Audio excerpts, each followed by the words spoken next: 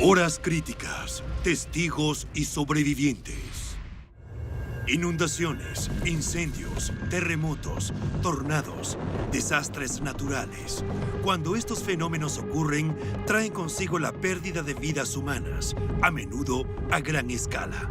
También la trágica devastación del medio ambiente, destrucción y adversidades de sobra.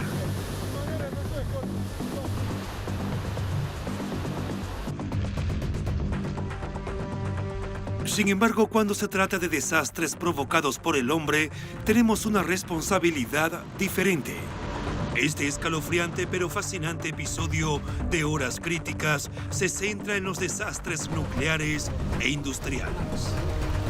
La energía nuclear depende del aprovechamiento de la energía liberada durante los procesos de fisión nuclear o de fusión nuclear.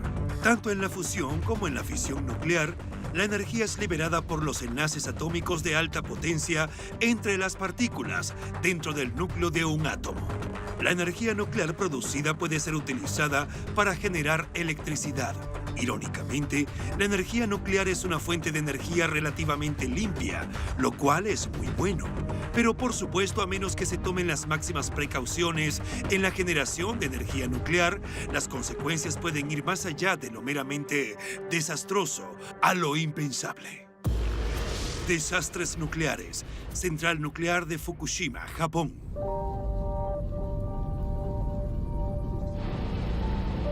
Fukushima, Japón, 11 de marzo de 2011. Ese día un terrible terremoto, seguido de un tsunami, desencadenó una falla en la central nuclear de Fukushima Daiichi, dando lugar a uno de los peores desastres nucleares de nuestro tiempo. El marcador indica que en esta zona no hay mucha radiación. Primero, una serie de 7 tsunamis, algunos de hasta 15 metros de altura, azotaron los generadores diésel de Fukushima Daiichi y los apagaron.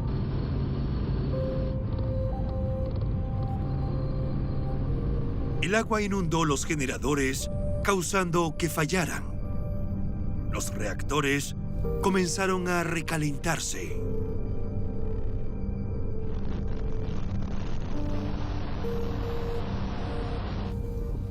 Aumento de los niveles de radiación, sobrecalentamiento del reactor, peligro de explosión. Incluso después de que una planta se apaga, el combustible nuclear requiere un enfriamiento continuo, que normalmente proviene del agua que se bombea continuamente a los reactores. Cuando el terremoto cortó la electricidad en la planta, se activaron los generadores diésel de reserva para enfriar las unidades de reactores 1, 2 y 3. Pero solo una hora más tarde, las inundaciones del tsunami apagaron los generadores de reserva. Su impacto fue inmediato y lo sintieron decenas de miles de personas que vivían cerca de la planta. ¿Será que todo mi país se va a contaminar con la radiación?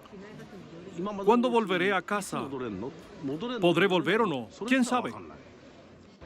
Temía que si yo estaba contaminada por la radiación, también los niños podrían estar contaminados. Los niños me importan más que mi propia vida. Con los sistemas de enfriamiento de la planta apagados, se produjo una cadena de explosiones de hidrógeno en los reactores 1, 2 y 3 y se dañó la estructura de contención del reactor 4. Las partículas de combustible derretido elevaron la radiación a niveles peligrosos, por no decir alarmantes. El marcador indica... Según la Agencia Japonesa de Seguridad Nuclear e Industrial, la cantidad de cesio radiactivo que se liberó a la atmósfera equivalía al de 168 bombas de Hiroshima. Hay que destacar que los esfuerzos de los trabajadores de la planta para contener el desastre fueron sencillamente heroicos. Después de la tragedia, los medios de comunicación de otros países resaltaron el lado esperanzador del desastre. Apodaron a estos trabajadores como los 50 de Fukushima.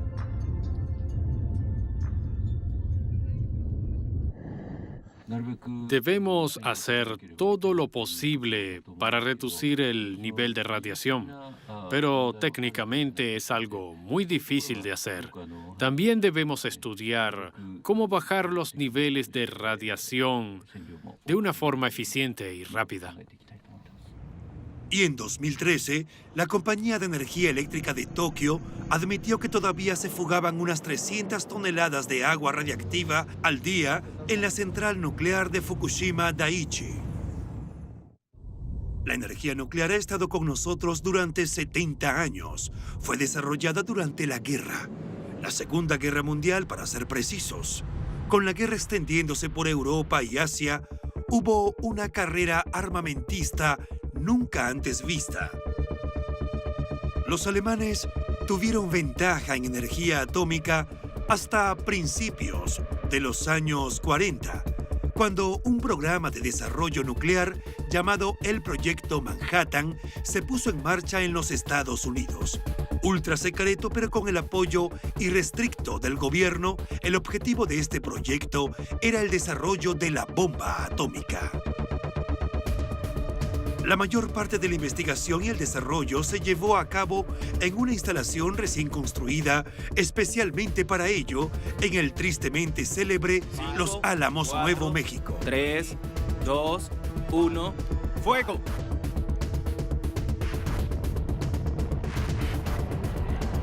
A las 5:30 de la mañana del 16 de julio de 1945, los científicos de Los Álamos detonaron con éxito la primera bomba atómica. Robert Oppenheimer, Enrico Fermi y su equipo habían desatado el asombroso poder de la reacción atómica de una manera sobre la que sus predecesores solo pudieron teorizar. Menos de un mes después, el 6 y el 9 de agosto de 1945, se lanzaron las primeras bombas atómicas sobre Hiroshima y Nagasaki. Siguen siendo las únicas dos bombas de este tipo que se han detonado en tiempos de guerra.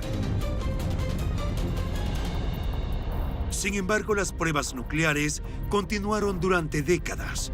En los años 50 se captaron estas imágenes de una bomba atómica detonada sobre el Pacífico, en el atolón de Enhuiteca.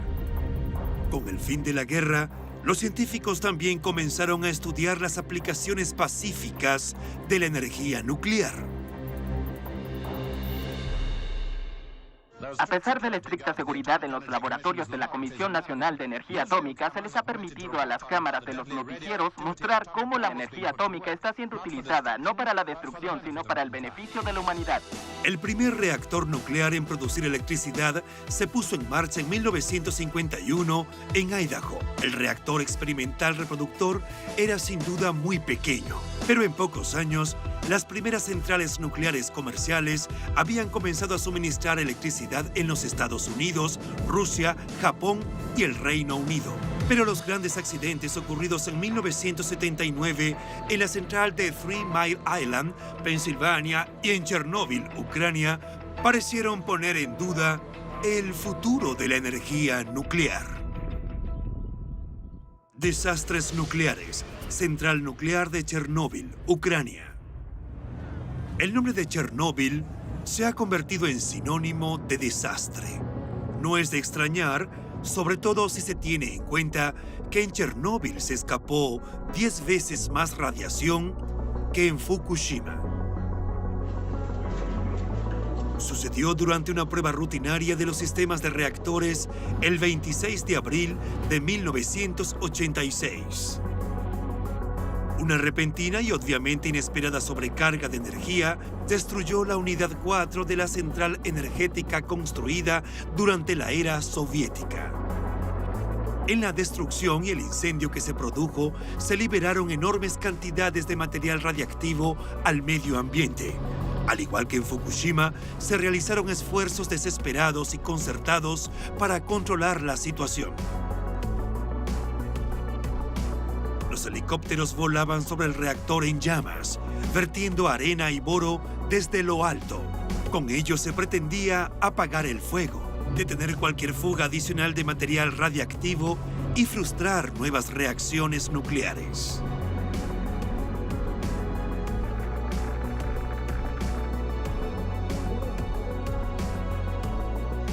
También talaron y enterraron alrededor de 1 milla cuadrada de pinos en el área circundante para reducir la contaminación en las inmediaciones, y decenas de miles de personas fueron evacuadas de la región.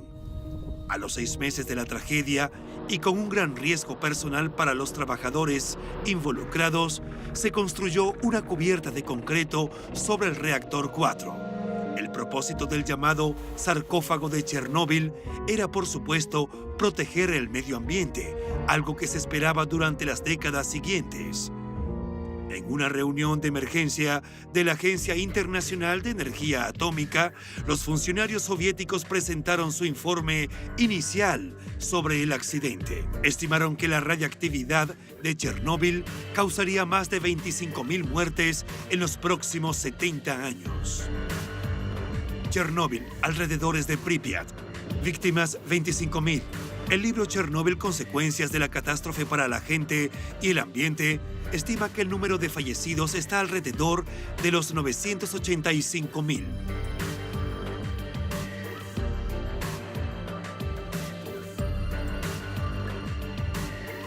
Inmediatamente después de la crisis, las autoridades soviéticas clausuraron un radio de 30 kilómetros alrededor de la central eléctrica.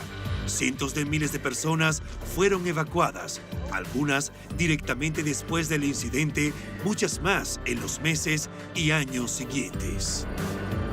El nuevo sarcófago vendría a ser la estructura móvil más grande jamás construida en tierra. Puesto que la radiación sobre el reactor es aún demasiado intensa para que este nuevo confinamiento se pueda construir directamente sobre él, se despejó y descontaminó un terreno cercano. La nueva estructura de confinamiento estará terminada en el 2015. Así que los invito a todos a este lugar para que vean el proyecto terminado. Con todo este tipo de obras de ingeniería de gran envergadura, a menudo encuentran obstáculos en el camino. La nueva fecha para la culminación del proyecto es noviembre de 2017. La Agencia Internacional de Energía Atómica no mantiene una base de datos completa de los accidentes nucleares ocurridos hasta la fecha. En 2011, el periódico The Guardian compiló una lista de 33 incidentes graves en plantas de energía nuclear que datan de 1952. Pero la energía nuclear no necesita estar involucrada para que un accidente industrial tenga consecuencias trágicas de proporciones épicas. Los desastres naturales como volcanes o terremotos son fenómenos que no podemos controlar, pero la seguridad en el lugar de trabajo y el cuidado del medio ambiente son otra historia. Desastres industriales, derrame de petróleo del Deepwater Horizon. Golfo de México. El Deepwater Horizon, el derrame de petróleo conocido también como el derrame de la BP, comenzó el 20 de abril de 2010 en el Golfo de México. El prospecto Macondo era una plataforma petrolera propiedad de la BP, situada a unos 66 kilómetros de la costa de Luisiana. En la noche del 20 de abril, una repentina oleada de gas natural voló la placa de concreto que sellaba el pozo de petróleo para su uso posterior. El gas prendió fuego a la plataforma petrolera, matando a 11 trabajadores e hiriendo a 17. En la mañana del 22, la plataforma completa se volcó y se hundió. Al hacerlo, se rompió el llamado vástago. Esta pieza crítica del mecanismo es la tubería que conecta la plataforma petrolera a un pozo petrolero en alta mar. Fue entonces cuando el petróleo comenzó a derramarse en el Golfo de México a un ritmo alarmante. Ciertamente, este se convirtió en el mayor derrame de petróleo marítimo de todos los tiempos. Los ejecutivos de la BP inicialmente afirmaron que el volumen de petróleo que escapaba del pozo siniestrado estaba cerca de 1.000 barriles por día, pero los funcionarios estadounidenses afirmaron que la fuga era de más de 60.000 barriles de petróleo por día. Bajo una intensa pero justificada presión del gobierno de los Estados Unidos, de la población local, de los ecologistas y por supuesto del mundo vigilante, la BP trató de sellar la fuga de varias maneras. Primero, se utilizó un dispositivo supuestamente infalible que fracasó. Luego, en mayo, tampoco funcionó la cúpula de contención, un método llamado top kill, con el que se extrae lodo y se bombea al pozo, tampoco logró detener el flujo.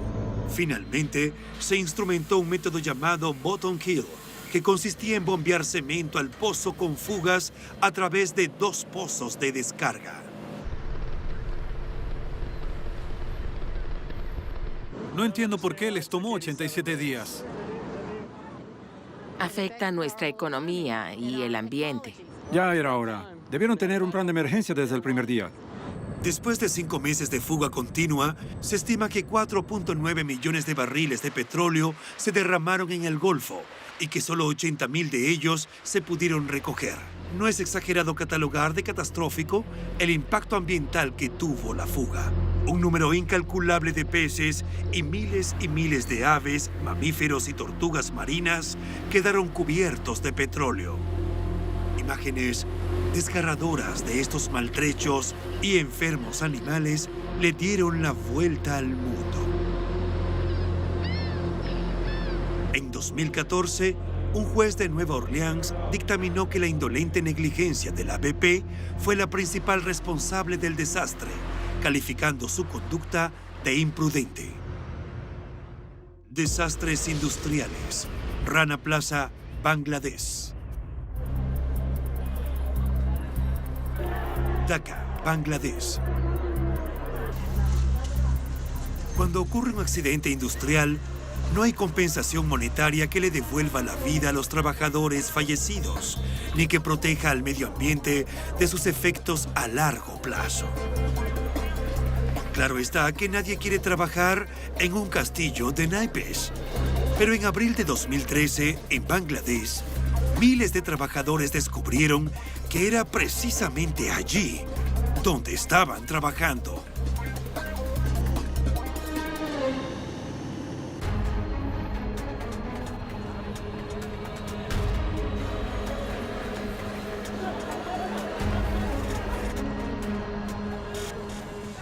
Sálvanos, hermano. Te lo ruego. Quiero vivir. Esto es muy doloroso. Tengo 2 hijos pequeños. Tengo 2 hijos pequeños. El Rana Plaza en Savar, un edificio industrial en las afueras de Dhaka. Un lugar donde los obreros textiles cosían ropa de diseñadores en condiciones deplorables y por tan solo $40 al mes. Suena bastante lamentable, pero la explotación laboral en esos talleres pasó a convertirse en un verdadero infierno en la tierra cuando el edificio hizo implosión. Dicen que parecía realmente un terremoto. Hubo un fuerte crujido. El piso de concreto comenzó a moverse bajo sus pies y luego vigas y columnas de hormigón se desplomaron bajo su propio peso. Pero aún, algunos trabajadores ya habían expresado su preocupación por la aparición de grietas en las paredes del edificio. Algunas de las oficinas y un banco tuvieron la sensatez de desalojar a sus empleados. Pero a los trabajadores de las fábricas se les dijo que si querían conservar sus puestos de trabajo, tendrían que seguir yendo a los talleres.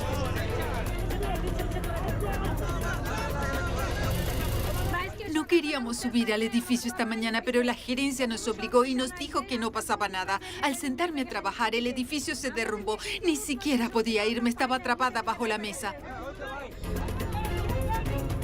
La búsqueda de los cuerpos terminó un mes más tarde, con un saldo de 1.129 muertos. Más de 2.500 personas fueron rescatadas con vida de las ruinas.